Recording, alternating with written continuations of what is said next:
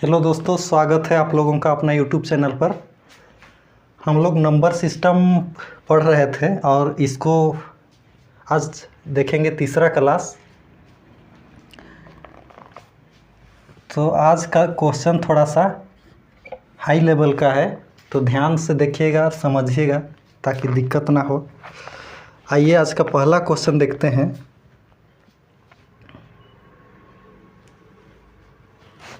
Question है 17 का power 1999 plus 11 का पावर 1999 माइनस 7 का पावर 1999 में इकाई अंक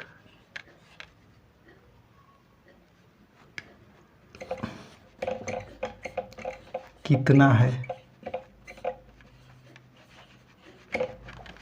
क्वेश्चन का ये कहना है।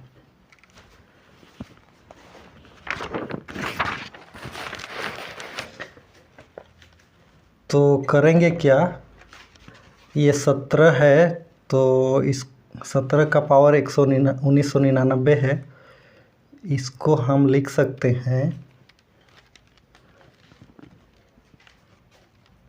इकाई अंक से मतलब है, मतलब इसका कहानी ख़त्म कर दीजिए। इकाई 7 का पावर देखना है, 7 का पावर 1999। अब इसको 7 का पावर 1999, 7 का पावर 4 लिख सकते हैं और बाकी बचा कितना, 499 बचा इधर। क्योंकि इसको गुना करेंगे तो 4 9 36, 4 9 36, 37 38 39 और 4 चौके 16, तो 1996 होता है। और फिर बच रहा है 7 का पावर इधर 3, ये लिख सकते हैं। अब इसको हम फिर आगे लिखेंगे, 7 का पावर 4 बराबर कितना होगा, 7 को 4 बार गुना, यानी 7 गुना 7 गुना 7, 7 गुना 7 गुना 7 गुना 7। अब 7 7 49, 49 7 343, फिर 7 तो यह 21, मतलब इकाई अंक 1 आ रहा है। और हमको सिर्फ इकाई अंक से मतलब है, तो 1 का पावर 499 गुना 7 का पावर 3, तो 1 का पावर कितनों रहेगा लास्ट में, वो 1 ही ना होगा, 1 हो गया। और 7 का पावर 3 यानी 343 हो गया।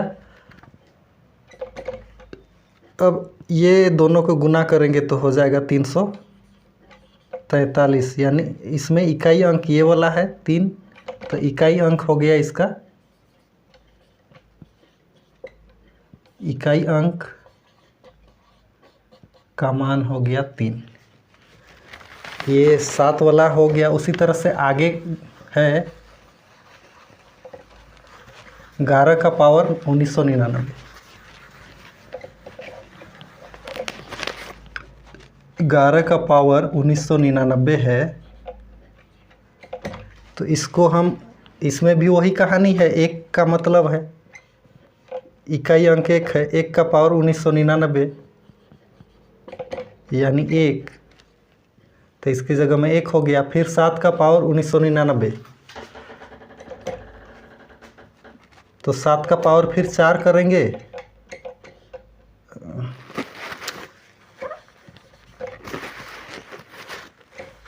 इस टाइप से लिखना होगा। 7 का पावर 4 का पावर 499 गुना 7 का पावर 3 ही होगा। फिर इसमें हो जाएगा वही मतलब लास्ट में 7 गुना 7 गुना 343, फिर 1 आ जाएगा इकाई अंक में, 1 का 499 मतलब 1 हो जाएगा, और इधर हो जाएगा फिर 343। तो फिर गुना होके 343 यानी इकाई अंक हो जाएगा ये वाला यानी 3। तो इकाई अंक का योग इसमें करना है। देखिए इसका इकाई अंक हो गया 3 प्लस इसका इकाई अंक हो गया 1 और माइनस इसका इकाई अंक हो गया 3। 3 से 3 खत्म, बचा 1, इकाई अंक 1। इसका आंसर ये हुआ। तो आशा करता हूँ क्वेश्चन समझ में आया होगा। आइए अगला नंबर देखते हैं, अगला क्वेश्चन।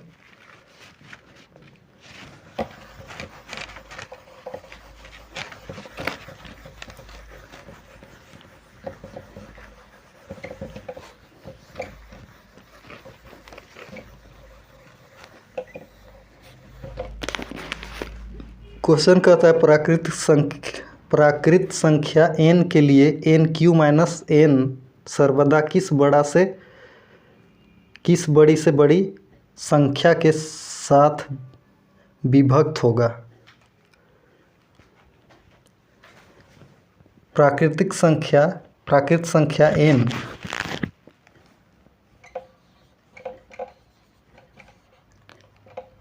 प्राकृत संख्या नेचुरल नंबर n के लिए nq माइनस n सर्वदा किस बड़ी से बड़ी संख्या के साथ विभक्त हो जाएगा। किस बड़ी से बड़ी संख्या के साथ विभक्त हो जाएगा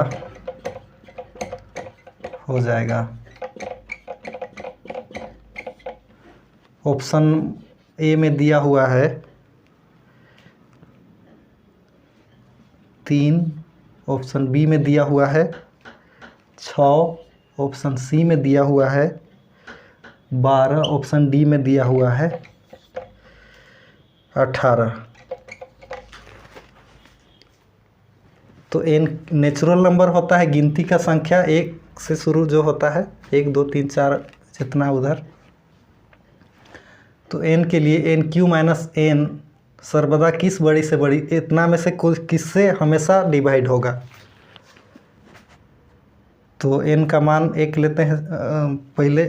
nq माइनस n है तो इसको हम लिख सकते हैं, अगर n कॉमन लेंगे तो n स्क्वायर माइनस 1 लिख सकते हैं। अब n स्क्वायर माइनस 1 का मतलब है n plus 1 into n minus 1 लिख सकते हैं, चूँकि ये a square minus B square के फॉर्मूला में आ जाएगा। तो a के जगह में n, b के जगह में 1 और a square minus B square बराबर होता है a plus B into a minus B, बस हो गया।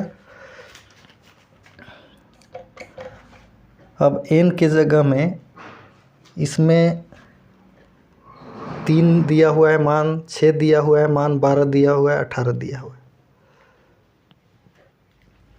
अगर 3 रखेंगे, अच्छा 1 से रखते हैं शुरू में। n की जगह में 1 रखेंगे तो ये हो जाएगा 2 0, मतलब 0 हो गया। अब 0 किस से भाग जाएगा, 6 से जाएगा।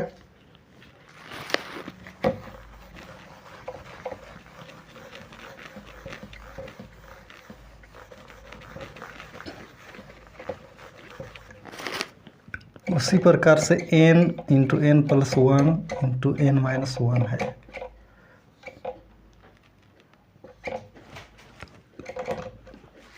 n के जगह में अगर 2 रखेंगे तो 2 1 3 हो गया,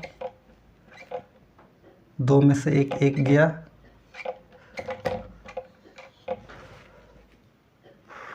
3 1 3 और 6 हो गया, 6 आया, ये भी 6 से डिवाइड हो रहा है। अगर n की जगह में 3 रखेंगे तो 3 इंटू 4 इंटू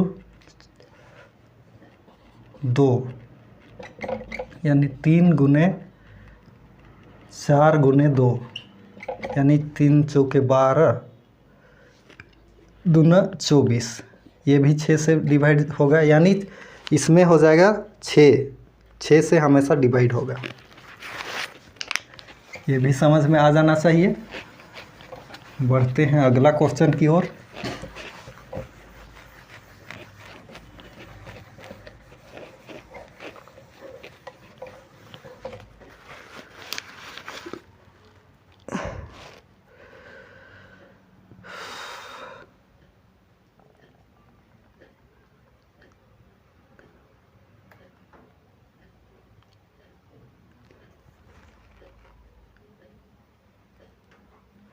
क्वेश्चन है 127 का पावर 127 प्लस 97 का पावर 127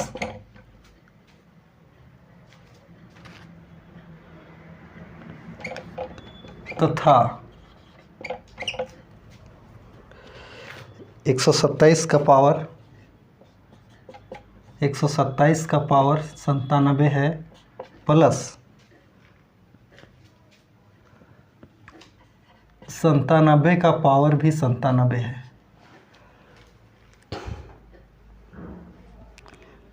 तो इस दोनों का उभयनिष्ठ गुणनखंड, दोनों का उभयनिष्ठ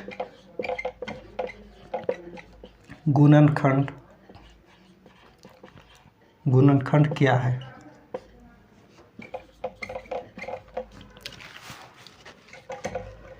होता क्या है, इसका फॉर्मूला ये है, x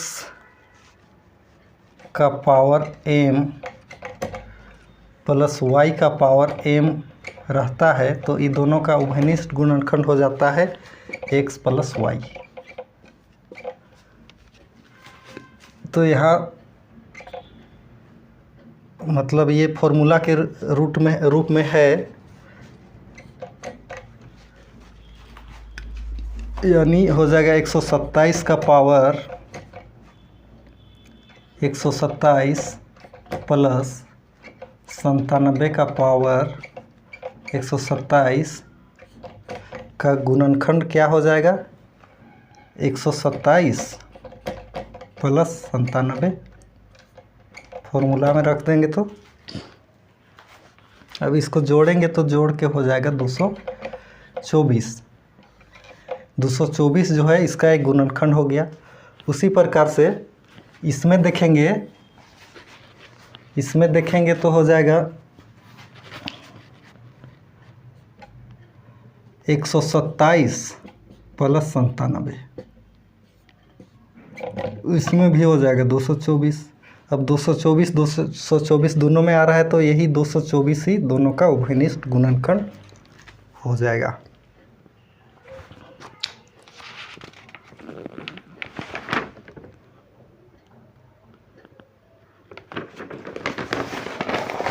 तो क्वेश्चन भी समझ में आ जाना चाहिए। अगला क्वेश्चन की ओर बढ़ते हैं।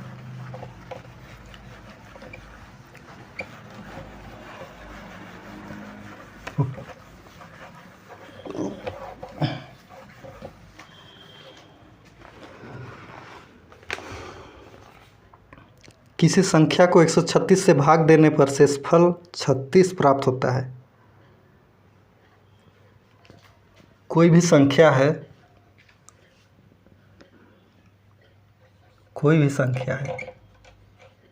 इस संख्या को कितना से भाग देना है, 136 से भाग दिए तो शेषफल कितना, शेषफल नीचे रहता है, 36 आ रहा है।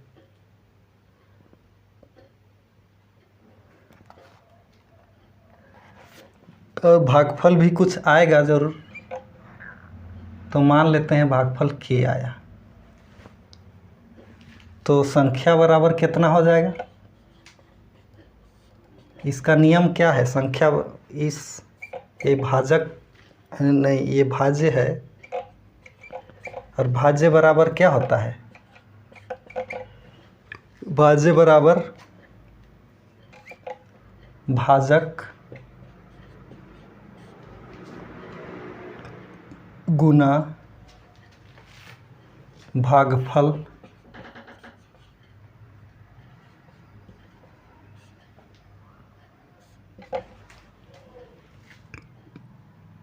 प्लस शेष।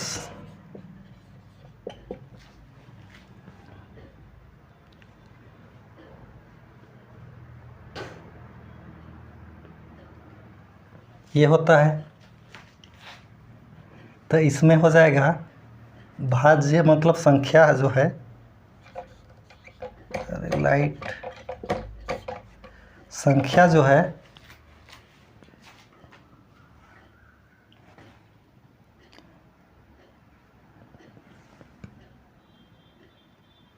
भाजक 136 है तो 136 हो जाएगा, गुना भागफल के माने हैं तो के हो जाएगा, प्लस शेष जो है 36 आया है, ये हो जाएगा संख्या। तो फिर ये कहता है कि उस संख्या को यदि 17 से भाग दें तो शेषफल क्या होगा। यही संख्या तो यही है ना, इसको अगर हम 17 से भाग देंगे तो शेषफल कितना आएगा। इसको 17 से भाग देंगे तो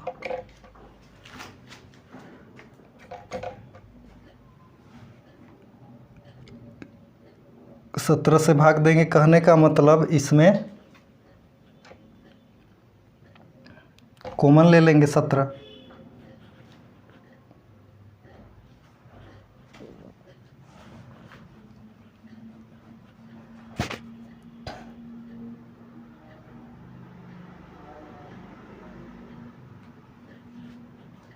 अगर यहाँ 17 कॉमन लेंगे तो 17 8 हो जाएगा, 8 के प्लस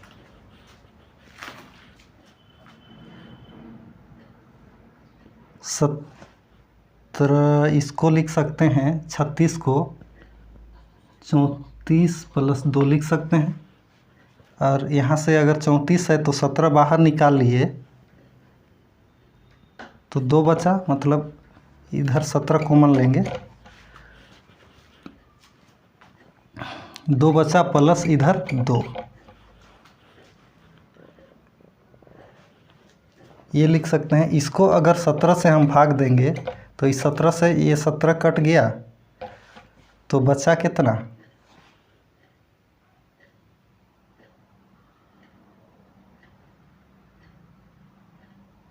नहीं ये ऐसा नहीं होगा, सॉरी, 136 के प्लस 36 हो गया। अब इसमें से हम कॉमन लेंगे तो 17 अगर ले लेते हैं तो इसमें बचा 8 के, इसमें बचा 2, चूँकि इसको 36 को 34 प्लस 2 लिख सकते हैं। अब 34 में 17 इधर कॉमन ले लिए तो 2 बचा, प्लस इधर 2 अपना बाहर में रहेगा। अब इसमें से 17 से अगर भाग लगाएंगे तो ये वाला तो 17 से भाग लग जाएगा, लेकिन ये नहीं लगेगा, मतलब शेष बच जाएगा यही 2, तो यही आंसर हो जाएगा। तो आज का क्वेश्चन लेवल थोड़ा सा हाई था, लेकिन समझाने का मैं पूरा प्रयास किया हूँ और आशा करता हूँ कि आप लोगों को समझ में आया होगा। समझ में आया होगा तो एक लाइक, सब्सक्राइब, अगर नया है चैनल में नया है तो सब्सक्राइब कर दीजिएगा और कमेंट भी ज़रूर कीजिएगा। आज के लिए बस इतना ही। जय हिंद, जय भारत।